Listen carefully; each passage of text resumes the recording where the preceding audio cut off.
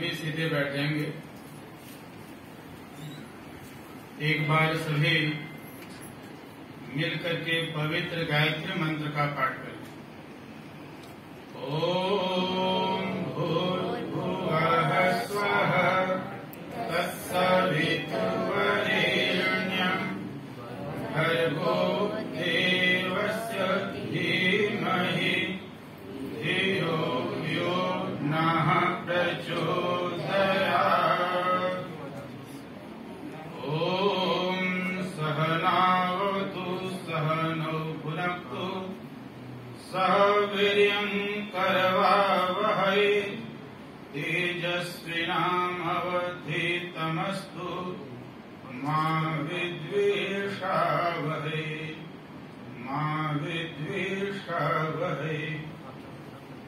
हिरण्यगर्भ समवर्तताग्रे भूतस्य जातः पतिरेक आसीत् स ताधार पृथ्वीं द्यामुतिमां कस्मै देवाय हविषा विधेम कस्मै देवाय हविषा विधेम। ओम ओम ओम।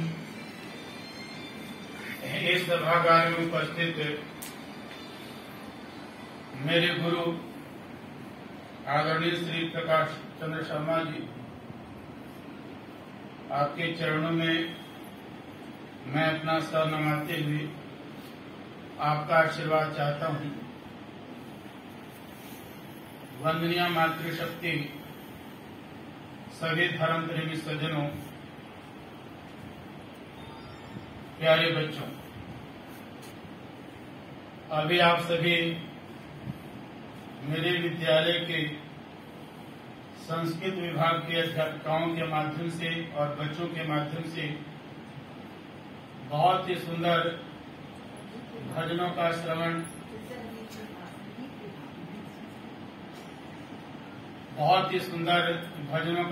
कर रहे थे और भजन के माध्यम से इन्होंने ओम की महिमा का बखान किया, परमपिता परमात्मा के बारे में गुनगुनाया। बंधुओं, आज हम सभी 5 सितंबर जो भारतीय इतिहास में शिक्षक दिवस के रूप में मनाया जाता है, हम सभी अपने अपने संस्थाओं में मना रहे हैं। यद्यपि शिक्षक दिवस को मनाते हुए हम सभी अपने अपने जो लौकिक गुरु हैं, जिनके माध्यम से हमने बचपन से लेकर के जीवन पर्यंत शिक्षा को ग्रहण किया, उन समस्त गुरुओं के प्रति सम्मान भाव रखते हैं और उनके प्रति कृतज्ञता का भाव रखते हैं। उसके साथ साथ यह बात बहुत ही बारीकी से समझने वाली है कि वस्तुतः गुरु कहते किसको है। गुरु के अंदर जो शब्द है गु और रू, गु का मतलब होता है नकार और रू का मतलब होता है प्रकाश। जो हमें अंधकार से प्रकाश की ओर ले जाता है वह सच्चा गुरु होता है। जो हमें अविद्या से हटा करके सद्विद्या का ज्ञान दिलवाता है उसे हम गुरु कहते हैं। तब प्रश्न आकर के खड़ा होता है कि किस प्रकार की अविद्या से हटा करके और किस प्रकार का सद् ज्ञान दिलवाता है। जब अविद्या की बात आती है तो मनुष्य स्मृति में कहा इंद्रिय दोषात् संस्कार दोषात् च अविद्या।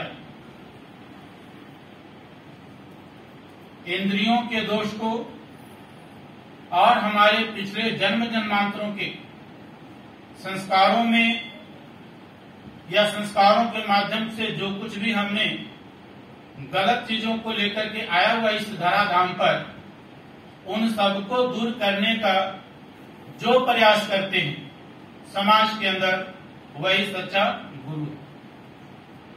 और जिस व्यक्ति विशेष को इस प्रकार का गुरु मिल जाता है, याद रखिए उसका जीवन जो है अपने आप में धन्य हो जाता है। महर्षि दयानंद गुरु का सम्मान किया, पर एक बात कहते हैं, गुरु की पहचान करो, समाज के अंदर गुरुडम मत फैलाओ। ऋषि दयानंद गुरुडम के विरोधी थे, गुरु का विरोधी नहीं थे। अगर हम स्वामी बिरजानंद को जान पाते हैं तो ऋषि दयानंद के वजह से जान पाते हैं। अब गुरुडम क्या है, इसको हमें समझना पड़ेगा। गुरुडम हमें किस दिशा में ले जाता है, हम इसको सामान्य रूप से इस रूप में बताना मैं चाहता हूं आपको। एक ऐसा व्यक्ति जो हमें और आपको यह कहे कि जो कुछ मैं कह रहा हूं उस चीज को तुम आंख बंद करके मान लो, चाहे वो गलत है, चाहे वो अंधकार क्यों ले जाता है, कहीं पर भी ले जाता है, पर जो कुछ भी मैं कह रहा हूं उसको तुम मान लो, तो क्या इसे हमें मान लेना चाहिए? अभी मेरा 1 घंटे पूर्व आर्य समाज 43 के अंदर वक्तव्य था। वहां पर एक व्यक्ति मुझे मिले और ने कहा, आचार्य जी मैं गीता का पाठ कर रहा हूं, और जब मैं गीता का 4th अध्याय का अनुसरण कर रहा था तो कहीं यहाँ पर यह आया है कृष्ण के बारे में, और कृष्ण स्वयं कहते हैं अर्जुन को उपदेश देते हुए कि यदि तुम्हें तुम्हारी शंकाओं का समाधान मेरे माध्यम से नहीं हो पा रहा है तो और भी कोई अगर गुरु मिलता है तो वहां से मिलकर के अपनी शंकाओं का समाधान कर लेना। महर्षि दयानंद भी यही कहते हैं। अगर आपको एक व्यक्ति से शंका का समाधान नहीं हो रहा है, उसके ज्ञान, उसके अनुभव, उसके विचार के माध्यम से आप पूर्ण रूप से सहमत नहीं है, तो आप स्वतंत्र हैं गुरु की खोज में। पर ऐसे गुरु की तलाश कीजिए जो गुरु आपको ईर्ष्या द्वेष से कोसों दूर ले जाता हो, जो आपको पाखंड में नहीं डालता हो, जो आपको अंधविश्वास में नहीं डालता हो और इस सत्य के मार्ग पर ले जाता हो।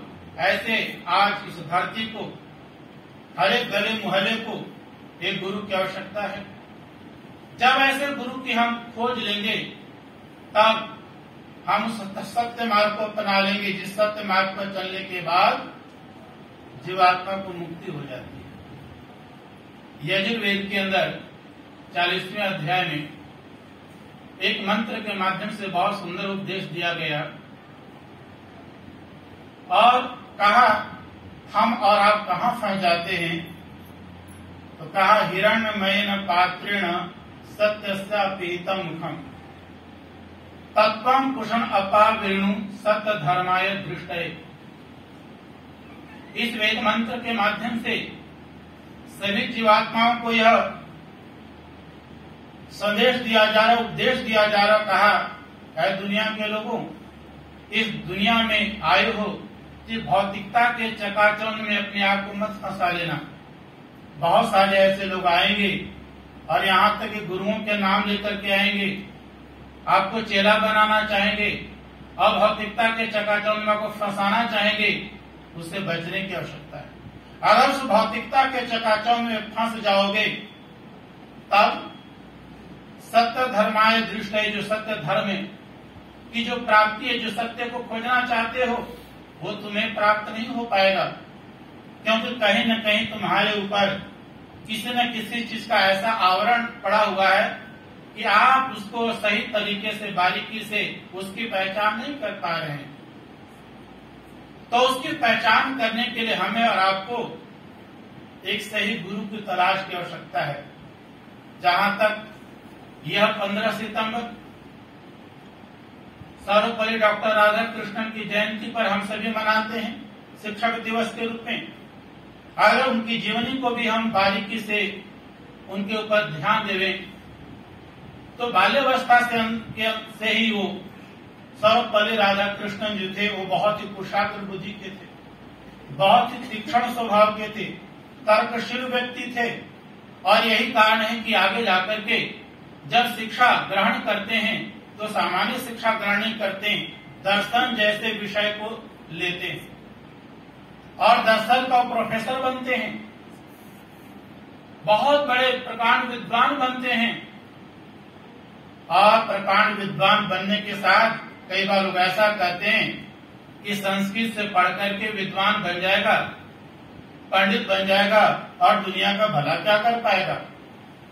उनके पिताजी चाहते थे कि मेरा बेटा जो है पुरोहित बने, आप उनकी जीवनी को पढ़िए, बहुत बड़ा विद्वान बने। और वो दर्शन के प्रोफेसर बनते हैं। केवल यहीं तक उनकी सीमा नहीं रह जाती है बंधुओं, शिक्षा के क्षेत्र में एक अभूतपूर्व कार्य करते हुए जब वो आगे बढ़ते हैं तो राजनीति के भी बहुत धुरंधर विद्वान बनते हैं। अगर राजनीति के धुरंधर नहीं विद्वान होते तो देश के जो है उपराष्ट्रपति पद से अलंकृत न होते, अगर उनके अंदर वो योग्यता न होती और उपराष्ट्रपति से राष्ट्रपति के पद पर जाते। तो इतनी बड़ी उपलब्धियों को, जो ऊंचाइयों को छूता है, उसके अंदर निश्चित रूप से जो ज्ञान विज्ञान है वो भौतिक ज्ञान ही नहीं है बल्कि उस व्यक्ति के अंदर का आध्यात्मिक ज्ञान भी था, बहुत बड़ा आध्यात्मिक ज्ञान था। मेरे से पहले वक्तव्य आप सुन रहे थे कि प्राचीन काल की शिक्षा पद्धति कैसी पद्धति थी, किस प्रकार की पद्धति। कहते हैं शिक्षा पद्धति के अंदर दो प्रकार की विधियां होती हैं, एक आगमन विधि, दूसरा निगमन विधि। ऐसी विधि जिस विधि के माध्यम से विद्यार्थियों को प्रैक्टिकल भी सिखाया जाए, थियोरिकल दोनों चीज को सिखाया जाए, दोनों जब सीख पाते हैं तब जो है वो भौतिक जगत को भी जी लेते हैं और आगे अध्यात्म जीवन को भी जी लेते हैं। प्राचीन काल की शिक्षा पद्धति को जो हम देखते हैं, शौनक जैसा शिष्य जब अंगिरस के पास जाता है और अंगिरस से कहता है, महाराज मैंने सारे वेदों को पढ़ लिया है, मैंने सारे उपनिषदों को पढ़ लिया है, सारे दर्शनों को पढ़ लिया है, इतना पढ़ने के बाद भी मुझे लगता है कि मेरे अंदर कोई कमी है, मैं अपने आप को पूर्ण नहीं महसूस करता हूं, मुझे कुछ ऐसी चीज की आवश्यकता महसूस हो रही है जिसको पा करके मैं उस तत्व को प्राप्त करके मुझे मोक्ष मिले। हे गुरुवर, मुझे ऐसी शिक्षा देने की कृपा करें। तब कहते हैं, देखो जो तूने अब तक की सारी विद्याएं पढ़ी है, चाहे चारों वेद पढ़ लिया, उपवेद पढ़ लिया, सारे धर्मशास्त्र आपने पढ़ लिए हैं, इनके माध्यम से जो कुछ भी आपने पढ़ा है, इतने पढ़ने के बाद जिस विद्या को ग्रहण किया है उस विद्या का नाम है अपरा विद्या। अपरा विद्या, अपरा विद्या का मतलब क्या होता है? जो परले दर्जे की विद्या न हो, इस भौतिकता के अंदर आपको, हमें और आपको घुमाएगा, जीवन के सारे व्यवहार को भी सिखाएगा। पर एक और विद्या है जिस विद्या को प्राप्त करने के बाद मोक्ष को प्राप्त कर लेते हैं, उस विद्या का नाम है पराविद्या, परले दर्जे की विद्या। अगर उस विद्या को प्राप्त कर लोगे तब तुझे मोक्ष की प्राप्त हो जाएगी। इस प्रकार की जब विद्या को हम अराव देने का प्रयास करेंगे, अध्यापक देने का प्रयास करेंगे, वो कोई भी हो सकते हैं अपने घर परिवार से, जिन से हमें अच्छी शिक्षा मिलती है उन लोगों से यदि हम शिक्षा को ग्रहण करते जावें और सद्विद्या को ग्रहण करते जावें तो हमारा और आपका मार्ग प्रशस्त हो जाएगा। हम आकर के गलत चीजों में, गुरुओं के आडंबर में मत फंसे। गुरुडम क्या होता है, जिसकी बात मैंने शुरुआत की थी, रामचरितमानस के अंदर अध्याय कांड के अंदर कहा, गुरु पितु मातु स्वामी हित बानी, सुनी मन मुदित करी भली जानी, उचित अनुचित किए विचारू। कहा गुरु मातु पिता मित्र ये सब जो कुछ कहें उन बात को स्वीकार कर लो और सच्चे मन से प्रसन्न मन से उसको स्वीकार कर लो। इस पर उचित क्या है अनुचित क्या है इस पर विचार नहीं करना है। अगर ऐसा कर लिया तो कहा धर्म जाई सिर पातक भारी। अगर तूने उचित और अनुचित का विचार कर लिया तो तुम्हारा धर्म भी चला जाएगा और सिर भी भारी हो जाएगा। क्या ये सद्विद्या है? क्या हमारे जीवन के मार्ग को प्रशस्त करने वाली विद्या है? क्या ऋषि दयानंद इस धराधाम को यही सिखाना चाहते थे? ऋषि दयानंद का सिद्धांत बंधु ये नहीं। ऋषि दयानंद का क्या सिद्धांत था? ऋषि दयानंद क्या करना चाहते हैं? ऋषि दयानंद का दर्शन क्या था? वो कहते हैं, ध्यान से सुनिए, कहीं हो सकते हैं तो नोट कर लीजिए। ऋषि दयानंद का मौलिक सिद्धांत क्या था? वो कहते हैं, शत्रोरपि गुणो वाच्या दोषा वाच्या गुरुरपि। बहुत महत्वपूर्ण बातें हैं और इस सिद्धांत को हम और आप समझ जाएं तो ऋषि दयानंद का जो गुरु के प्रति सम्मान है और जिस गुरु की महत्ता को हम सबके बीच में रखना चाहते हैं और जो सद शिक्षा को देना चाहते हैं वो हमें सही से स्वीकार हो जाएगा। वो कहते हैं शत्रोरपि गुणोवाच्या। हमारा कोई दुश्मन है और उसके अंदर भी यदि कोई गुण है उन गुणों का विकास करो। और कहा हमारे गुरु हैं और गुरु के अंदर भी यदि कोई दोष है तो उस दोष को भी बताना चाहिए। और हम इस चीज से बचने का प्रयास करते हैं, डर जाते हैं, भय खाते हैं अगला व्यक्ति नाराज न हो जाए। और इसी भय डर के अंदर जो है हम गलत चीज का जो है अंधविश्वास चीज का जो है पालन करते चले जा रहे हैं और आज ये हो रहा है। अगर तथाकथित आज गुरुओं के नाम पर जो चेला चटियों के नाम पर जो समाज के अंदर कुरीतियां फैल रही हैं, इसका कारण क्या है? इस गुरुडम ही है। गुरु तो मान लिया था राम रहीम को, बापू आसाराम को सबने गुरु मान लिया था और आज भी जो उनके अनुयायी हैं उनके सामने जरा उनके बारे में बोल करके देख लीजिए, सिर फाड़ देंगे, फाड़ देंगे। असलियत बता रहा हूं। वो कहेंगे आप मेरे गुरु के जो है उनके बारे में बोल रहे हैं। शास्त्र कहता है नहीं, गुरु अगर गलत है तो उसके माध्यम से समाज को गलत बातें जाएंगी। इस चीज से हमें और आपको बचने की आवश्यकता है। एक समाज के अंदर जो प्रचलित बातें होती हैं, क्या वो जो कुछ कर रहा है वो उसका व्यक्तिगत जीवन है, वो उसका व्यक्तिगत जीवन है। पब्लिक जीवन के अंदर तो ऐसा कुछ नहीं कर रहा है। हाँ, वो पब्लिक जीवन में करे तो उसको जो मर्जी कर लो। क्या ये सिद्धांत हमें आपको स्वीकार होगा? व्यक्तिगत जीवन के अंदर अगर व्यक्ति का जो है उसका सुधार नहीं होता है, व्यक्तिगत जीवन में उसका चरित्र ठीक नहीं है, व्यक्तिगत जीवन में जो है वो मन से वो ठीक नहीं है, तो कहीं न कहीं उसके अंदर ऐसा संस्कार है जो समाज को कहीं न कहीं वो धोखा देगा, कहीं न कहीं समाज के अंदर परिलक्षित होगा। और जब समाज के अंदर वो परिलक्षित होगा तो समाज के लोग जो है उसका अनुसरण करेंगे, जैसे मर्जी करें वो करेंगे। इसलिए सबसे पहले आवश्यकता है कि हमारे अंदर के अंदर जो अंधविश्वास है उस चीज को दूर करना है। हमारे इंद्रियों के अंदर दोष है उन दोषों को दूर करना है। हमारे अंदर जो बुराइयां हैं उन बुराइयों को दूर करना है। और इन सब बुराइयों को दूर करने के लिए हमें एक सद्ज्ञानी व्यक्ति की आवश्यकता है। प्राचीन काल की शिक्षा पद्धति कितनी अच्छी थी, ईर्ष्या द्वेष से परे। हम तो पढ़ाते होते हैं, अगर 4 बच्चों को इकट्ठे पढ़ा लिया और हमारी नजर में एक विद्यार्थी नजर में आ गया कि बहुत तेज है और उसको शाबाशी दे दी, तो कई बार दूसरा विद्यार्थी हमारा दुश्मन बन जाए। अच्छे आपने तो क्या उसका साथ दे दिया, मेरा साथ ही नहीं दिया। ये भी भावना नहीं आनी चाहिए हमारी शिक्षा पद्धति के अंदर। प्राचीन काल की शिक्षा की तरफ आपको मैं ले जाना चाहता हूँ, रामायण कालीन की शिक्षा की तरफ मैं ले जाना चाहता हूँ, जिस शिक्षा के अंदर इस प्रकार के भाव को खत्म करने की बात आई थी।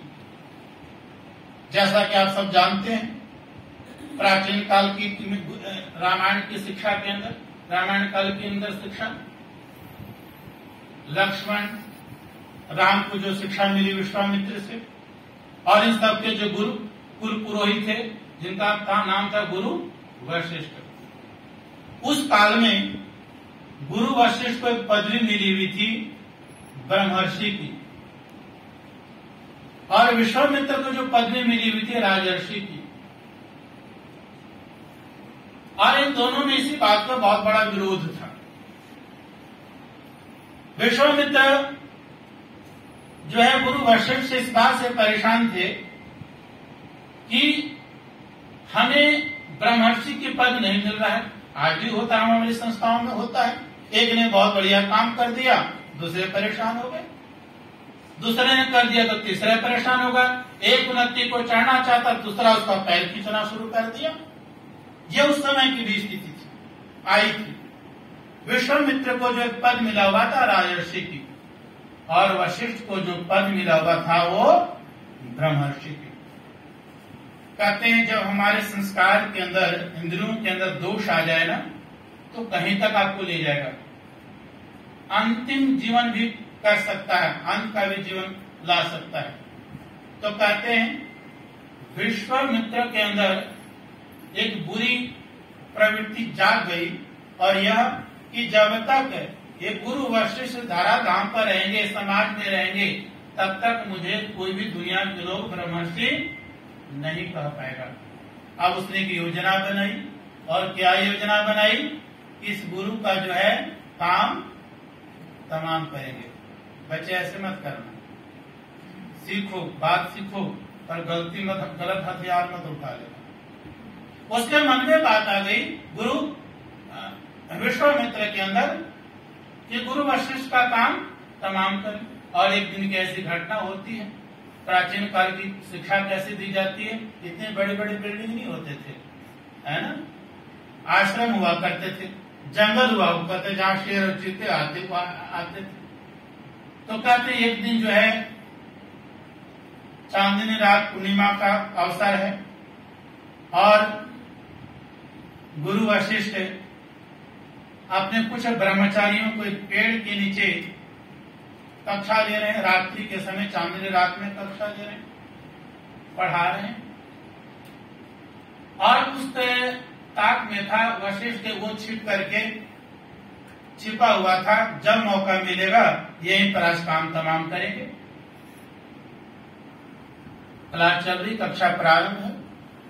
कक्षा चलते चलते चलते गुरु वशिष्ठ को बच्चों के बीच में एक अलंकारिक भाषा में समझाना पड़ा, और कहता है प्यारे ब्रह्मचारियों, देखो आज चांदनी रात कैसी है, इसकी चमक देखो, इसके अंदर कोई काला धब्बा नहीं है, और ये ऐसा चमक रहा है, ऐसा चमक रहा है जैसे भारत के इतिहास के अंदर गुरु विश्वामित्र का यश फैला हुआ है। अब जब ये बात कही गुरु विश्वामित्र का यश फैला हुआ है, अब गुरु विश्वामित्र के कान तक बात चली गई, और एकदम वो भागे भागे आते हैं, गुरु वशिष्ठ के चरणों में गिर जाते, महाराज आज तो बहुत बड़ा पाप होने वाला था, आपने बचा लिया, आपकी द्वारा जो नैतिक शिक्षा दी जा रही है, जो शिक्षा दी जा रही है, उस शिक्षा के माध्यम से मैं अपने आप को सजग कर लिया, नहीं तो आज तो आपका काम तमाम होना था। और जब ये बात कही, और उसके बाद में इतना ही नहीं, रोना शुरू कर देते हैं और चरणों में गिर जाते हैं। और जब रोना शुरू करते हैं, चरणों में गिर जाते हैं, तो गुरु विश्वामित्र के मुख से एक आवाज निकलता है, धिक बलम क्षत्रिय बलम ब्रह्म तेजो बलम बलम, धिक बलम क्षत्रिय बलम ब्रह्म तेजो बलम बलम। ऐसा निकलना शुरू हो गया। क्या कहना चाहते हैं? धिक्कार है, धिक्कार है उस ब्रह्म, उस शक्ति का, धिक्कार है उस ज्ञान विज्ञान का जो हमारी आत्मरक्षा न कर सके। और जब ऐसा बोलना शुरू किया और इस चीज को एहसास शुरू किया तो वशिष्ठ ने जो है उठाते हैं, थपथपाते हैं, गले लगाते हैं और कहते हैं, ऐ दुनिया के ब्रह्मर्षि उठ जा, अब तो राजर्षि से ब्रह्मर्षि बन गया। यानी ब्रह्मर्षि को पद भी किसने दिया? गुरु। ये हमारी शिक्षा थी, ये हमारे गुरु थे। ऐसे गुरुओं की आज भी तलाश है और जिस शिक्षण संस्थान के अंदर इस प्रकार से अपने गुरुओं के प्रति सम्मान भाव रखेंगे, मैं समझता हूं ये शिक्षक दिवस मनाना और शिक्षा जगत में इस प्रकार की शिक्षा के माध्यम से शिक्षकों का भला तो होगा ही होगा, विद्यार्थियों का भी भला होगा। ये चीज बताने की आवश्यकता है, इस प्रकार की शिक्षा देने की आवश्यकता है। बंधुओं, मैं निवेदन करना चाहता हूं, हम अपने गुरु को जानने का प्रयास करें, गुरुओं की शिक्षा को समझने का प्रयास करें और जितना अधिक से अधिक हम गुरुओं की शिक्षा को प्राप्त करने का प्रयास करेंगे। गुरु वो होता है जो हमेशा ही सबके लिए मार्गदर्शक होता है और इतना बड़ा मार्गदर्शक होता है, उसका गुरु का आशीर्वाद मिल जाए ना सिर पर, तो बहुत सारी समस्याएं भी बस सुलझ जाती है। और मैं अपने जीवन के साथ आपको बताना चाहता हूँ जो मेरे साथ घटना घटी है। मैं भी डीएवी विद्यालय का विद्यार्थी हूँ और आज गुरु जी यहाँ पर नहीं उपस्थित है, शायद कार्यालय में उनके प्रति मैं नतमस्तक होता हूँ। डीएवी 8 में पढ़ता था और सरदार दिलीप सिंह जी हमारे गणित मुझे पढ़ाया करते थे। और एक दिन मेरे साथ ही घटना घटती है। क्या घटना घटती है? वो मुझे पढ़ा रहे हैं, गणित समझा रहे हैं और सच बात मुझे समझ में नहीं आ रहा है। बच्चे एक बार नहीं मेरे साथ हुआ, लगभग 3-4 बार हुआ और मैं भी ढीठ। मैं भी कहा गुरु जी मुझे नहीं समझ में आ रहा है। वो भी हैरान हो गए, 3-4 बार समझा रहे हैं फिर भी नहीं समझ में आया मुझे और मैं भी नहीं माना बोलने से। मैं भी सीना तान के खड़ा हूँ, गुरु जी मुझे नहीं समझ में आया। डरा नहीं, बिल्कुल नहीं डरा मैं। वो समझ गए, इसका दिमाग कहीं और न चल रहा हो। मेरे सिर पर हाथ रखते हैं और कहते हैं पुत्र, पंजाबी बोलते थे, पुत्र समझ जाएगा, ऐसा कर, थोड़ा बाहर से घूमता गया था। और अपने कक्षा से बाहर मुझे कर देते हैं और सच में जब मैं बाहर से आता हूँ तो ऐसा लगा कि मन मस्तिष्क के अंदर जो वो कुछ कहना चाहते थे वो आ चुका है। सच में जब गुरु का सही आशीर्वाद प्राप्त हो जाता है, व्यक्ति कितनी भी परेशानी में पड़ रहा हो, कितनी भी मुसीबत में पड़ा हो, उसकी मुसीबत का जो है शंकाओं का समाधान हो जाता है। आपत्ति काल में हमारे गुरु मार्गदर्शक होते हैं, हर प्रकार से हमारी सुरक्षा करते हैं। इसलिए प्राचीन काल के अंदर जब शिक्षा के लिए गुरु और शिष्य बैठा करते थे तो एक मंत्र का पाठ किया करते थे। उस मंत्र का अर्थ बताते हुए मैं वाणी को विराम देना चाहूंगा। क्या होता था? अभी मैंने शुरू किया था और शायद मैं वक्तव्य में कहा था संस्कृत विभाग के ये संगीतज्ञ सारे संगीत विभाग के हैं और मैडम जी इनके माध्यम से वो मैंने सीखा है। इनका बड़ा सहयोग होता है इन सबका। जब आर्य समाज का मैं प्रचार प्रसार कर रहा होता हूँ, सहना वतु सहना भुनक्तु, इनके माध्यम से मैंने लय सीखा। इनके प्रतिदेवी हमारे गुरु हुए। इस मंत्र का भाव समझने का प्रयास कीजिए। सहना वतु सहना भुनक्तु सर्व वीर्यं करवावहै तेजस्विनाम अवधीतमस्तु मां विद्विषावहै। इस मंत्र का जब गुरु और शिष्य इकट्ठा होता है, दोनों प्रार्थना करते, एक नहीं प्रार्थना करें, दोनों ही प्रार्थना करो। पर किससे रहे? परमात्मा से। हे परमात्मा, हम दोनों की आत्मरक्षा करना। सहनावतु सहनौ भुनक्तु, हे परमात्मा, हम दोनों के माध्यम से जो ज्ञान विज्ञान बढ़े उसका फल बराबर हमको प्राप्त होता रहे। सर्व वीर्यं करवावहै, हम दोनों जो इस दुनिया के अंदर पराक्रमी हो, किसी से डरने भय खाने वाले न हो।